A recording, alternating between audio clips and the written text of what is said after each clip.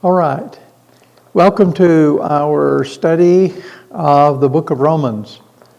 And for the first day, the first class period, and this will be introductory, but I have given to you on your course outline for this week a set of notes that about 14, 15 pages, and we'll be working somewhat off of this at least for the first few days, and then we'll go to the text of Romans itself and look at it verse by verse. If you will, open your notes on the notes that I gave you, and I started with giving you a number of quotations from scholars. And that is what they say about the book of Romans. And all of these are extraordinarily positive, but I will later give you some charges that are brought against Paul. We'll discuss those a little bit later. But I want to read these, and if you'd like to make some notes along on the side of these comments, feel free to do that. All right, the first one is from our textbook by C.E.B. Cranfield, the commentary on Romans. And he says this about this letter, first one in the New Testament that is by Paul. He said, "The outstanding importance of the epistle to the Romans in the history of the church is well known. Again and again it has played a decisive part in the renewal of Christian faith and life." A little bit later in our study, I will give you 3 or 4 major examples of where Romans not only revived the doctrine in the first century, because particularly the Pharisees and their self-righteousness, but also later on as well, in the days of Augustine in the 4th and 5th century, Martin Luther in the 15th, 16th century, and over it has played that kind of a role in the church. So it has, as Cranfield has said, played a decisive part in the renewal of faith and life of the church. The next paragraph in quotation is from Philip Schaff in his set of books on the history of the Christian church. And he said this: "Luther calls Romans the chief book of the New Testament and the purest gospel. Coleridge said it is the profoundest book in existence. And Meyer said the greatest and richest of all of the apostolic works. Godet said it's the best of all, the cathedral of the Christian faith." And so here's some extraordinary quotations by Philip Schaff of various well-known people and scholars who've said some things positively about the book of Romans. Again, Philip Schaff in the next paragraph says this: "It is the most remarkable production of the most remarkable man. It is his heart. It contains his theology, theoretical and practical, for which he lived and died. It gives the clearest and fullest exposition of the doctrines of sin and grace and the best possible solution of the universal dominion of sin and death in the universal redemption of the second Adam." This may be a good place for me to say something about the transition that occurred in the conversion of Saul of Tarsus. So here you have within the life of one person a radical change. It was not just learning something new that he needed to adjust his theology on. Here it was a radical change, 180-degree about-face, where he once was a Pharisee, a Hebrew of Hebrews, as he styled himself, and thought that he had the greatest reputation among all of those that were his elders, and that he was more zealous than they. And yet all of it was for naught. And he had to make a radical adjustment in his life. And so you turn from being Saul of Tarsus, the persecutor of the Christian faith, to Paul the apostle, the promoter of the gospel of grace. And so it is a tremendous change in the life of this one person. And it also stands typical for what happened in the life of the church in ages yet to come. Because after Paul wrote this, this epistle became the catalyst by which the life of the church was often restored. The next paragraph is in a modern writing on Truth for Today by Dr. David Roper. And he said, why is Romans found at the first of Paul's writings? Immediately after the book of Acts. Romans was not the first letter that Paul wrote. Some believe that Romans was positioned first because it's the longest of his letters. But surely length is not the deciding factor. It is generally agreed that Romans is first because it is Paul's masterpiece. And so these are just their views of the greatness of this epistle that we're studying. I like this one by Jim McGuigan, who's a present-day scholar and speaker and author, who wrote a commentary, several of them in fact, but one on the book of Romans. And he said if ever God wrote a book, it was the book of Romans. And then Matthew Black, in the New Century Bible Commentary on Romans, wrote this. He said, the epistle to the Romans is one of the classic documents of the Christian faith, the theological par excellence in the New Testament. The only other comparable New Testament writing, both in epistolary form and theological content, is the anonymous epistle to the Hebrews. Hebrews is an epistolary homily or sermon. Its theology is subordinate to the homiletic purpose. Romans is a theological affirmation of the Christian faith, composed in the form of the literary epistle of the period. So Matthew Black here is writing in typical PhD fashion. But he's doing that to express the greatness of this piece and also to describe it in very technical forms here. But he writes in the same vein as the others did of the excellence of this document that Paul has written. On the next page, by Ken Durham, in a book called Preaching Through Romans, he wrote this, that Romans is one of the richest, deepest, densest portions of Scripture. But it was not written as a seminary textbook. It's a letter. Yes, carefully reasoned and formally composed and inspired by God. But still, it is a letter. It's a personal letter written by a sinner to sinners. A letter intended to be of practical use to a local church.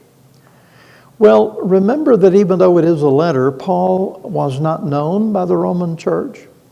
He didn't establish it. Paul had never been there, but he wanted very much to go.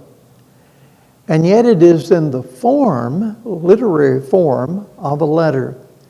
And there are people in Rome that had traveled there that Paul did know, and he greets them by name at the end in Romans chapter 16. The next paragraph is by a missionary to Alaska, Roy Key.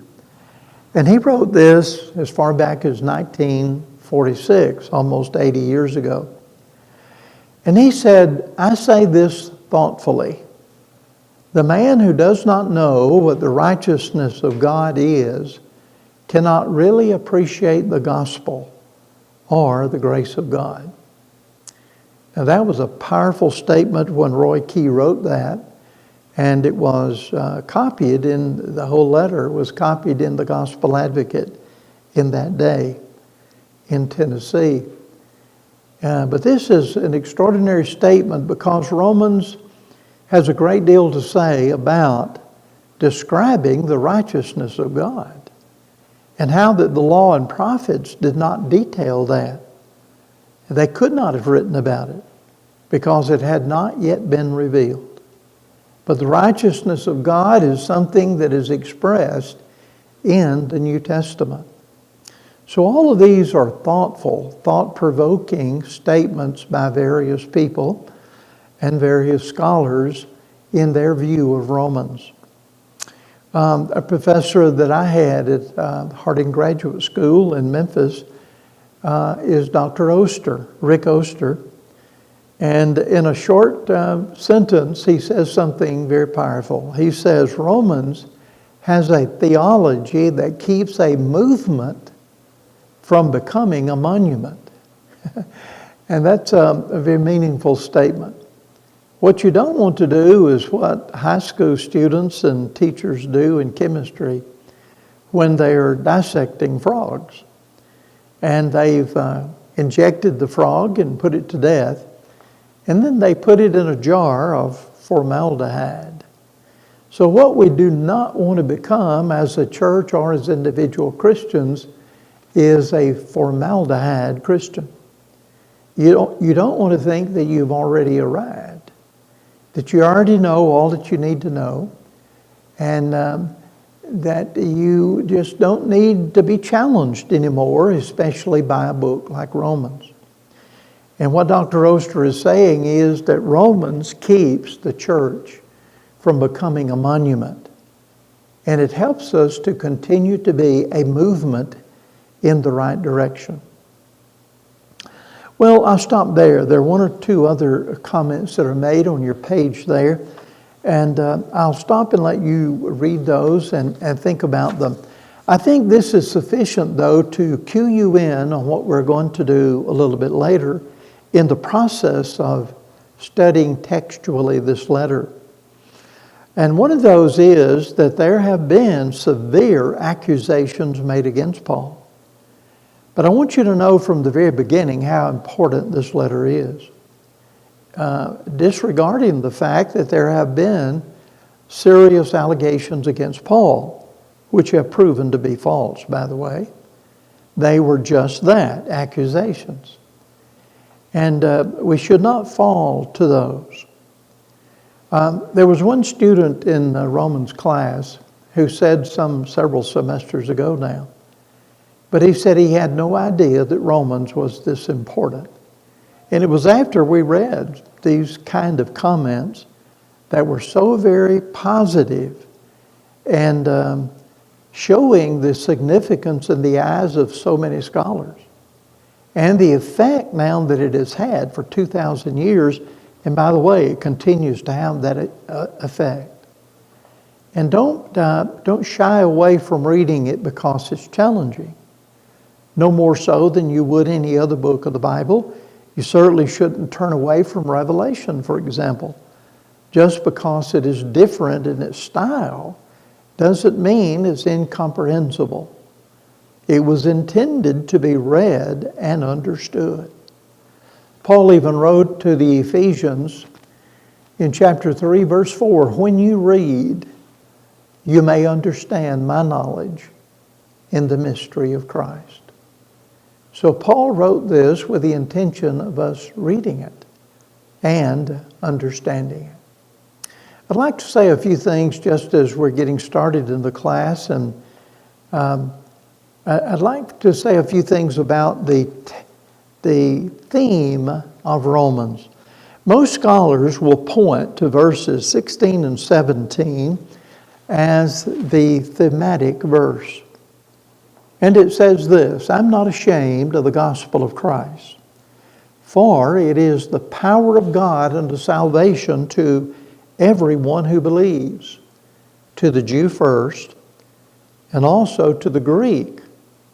For in it, that is, in the gospel, the righteousness of God is revealed from faith to faith, as it is written, the righteous shall live by faith.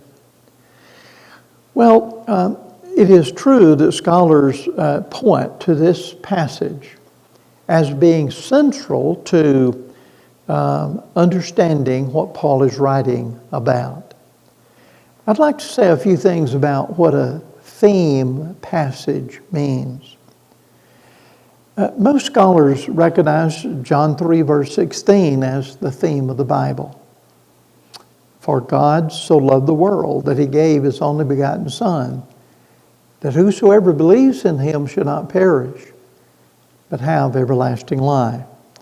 And it is an extraordinary verse. But the Bible nowhere tells you to note that this is the theme of the Bible. Nowhere does Paul point out that Romans 1, 16 and 17, this is the most important verse. This is the summation of all that I tried to say. He never does that. And so what we should recognize is that in English studies, in writing, that we come to learn what a theme of a particular paragraph, a theme of a chapter of a book, or the book itself. We learn how to find those. And that is, you locate it by, after reading the whole of the book, you say, this is at the heart of what Paul was saying. We do not mean by a theme verse that this covers everything you need to know. Hardly. In fact, you wouldn't know what the theme verse is unless you read it all. And that you saw that as being a concise statement of what all the rest is trying to say. By the way, you should remember as well that a theme verse doesn't say everything you need to know about the gospel. It doesn't say everything you need to know about justification. It's only one part of it. And in fact, in Romans, it's only the first half of the book that Paul is dealing with justification. The last half of it deals with Israel, 9, 10, and 11. And 12 through 16 deals with sanctification, or righteousness applied. And so we should not think that we're locked in and somehow obligated to holding on to one verse as if it sums up all that we need to know. In our class this morning, we mentioned that John 3:16 can be problematic, and is in modern day churches, because it emphasizes only one aspect of God, and that is the love of God. And yet Paul in Romans 11, verse 22 said, behold, therefore the goodness and the severity of God. And so we shouldn't think that only one attribute sums up all of who God is. God is complex. It's a multifaceted view of many attributes put together, not just one. And so it is with these theme verses. In fact, in our study of Revelation that we just completed, I presented 3 thematic verses. And just to review them with you, it's Revelation 1, verses 1 through 3. Revelation 11, verse 15. And Revelation 17, verse 14. It's hard to pick out just one theme verse for Revelation. There's just so much that is being said there that it's best to have more than one. So don't get limited by picking out a theme verse and then hanging on just to that one part. Romans is more complex than just simply justification. He also covers sanctification. He also covers the application of it to Israel in the chapters that I mentioned, 9, 10, and 11. And so don't allow yourself to be limited by that kind of English approach of studying literary pieces. Read the whole of it. Summarize all of it in an outline so that you can remember what it's all about. All right, I believe that will be enough for us to be introduced to the class, be introduced to our study. And we appreciate those of you who are working and listening online. And we know that you have other obligations, you have jobs to do and children to raise. So we're glad that you have this means of studying along with us. By the way, I want you to know that I'm available and that I can meet with you face-to-face on Blackboard for our class. And anytime you'd like to do that, either one-on-one or as a group. In fact, I may set a time for us sometimes during this first week or the first part of next week so that we can meet on Blackboard. And that way you can have an opportunity to ask questions about the class and how the class will proceed. Let me just say now that you will have a grade weekly, and I will be developing and putting on the material for you week by week. And the reason I'm doing that is so that we'll keep the two classes together. We have only 5 in person studying Romans, but we have 18 online. And so what I'd like to do is keep all of us moving at the same speed. And I hope and expect that we'll be able to cover all of the material, all 16 chapters in Romans, at least in an introductory fashion. So I'm glad you're part of the class. I'll be putting things on there, especially assignments, that I'd like for you to read. Romans is so rich and so deep. I'd like for you to be able to read from several sources. So I'll be putting documents and copies online for you so that you'll be able to have a fairly good grasp of what this tremendous letter of the New Testament is all about. Well, thank you for being part of the class, and we'll be in contact with you, and I will be recording other messages and reviews with you as time goes on. Thank you.